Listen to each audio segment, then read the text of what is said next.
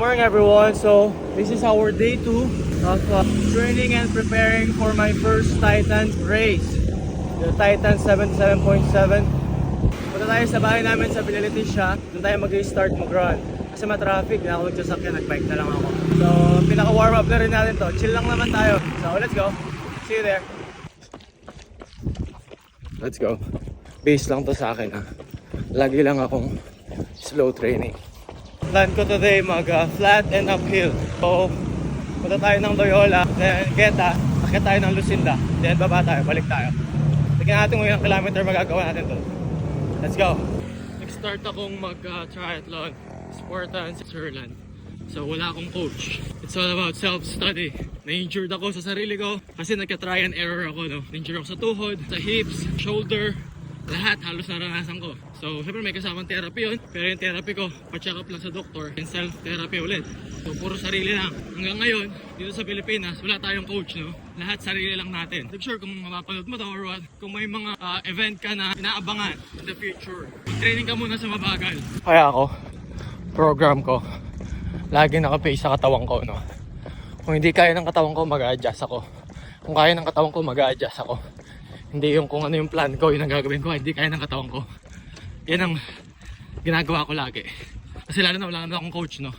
Self-train ako, self-study ako sa lahat ng bagay. Kaya yun, sana ma-adapt ng iba dyan na walang coach and soloista. Kaya ngayon, sabi ko nga kanina, pupondo tayo sa running.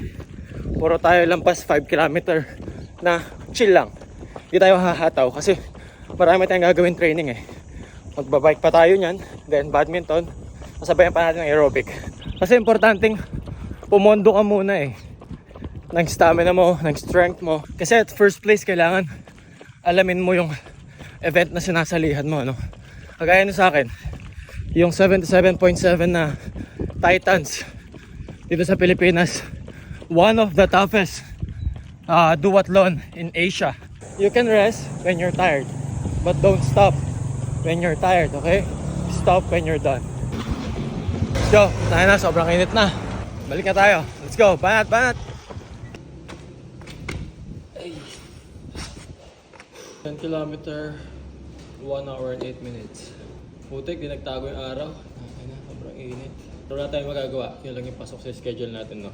No excuse. Tandaan yan. Kung may gusto kayong ma-achieve, tanggalin nyo sa utak nyo yung, ay, dahil mo excuse, dahil mo reason, dahil mo dahilan.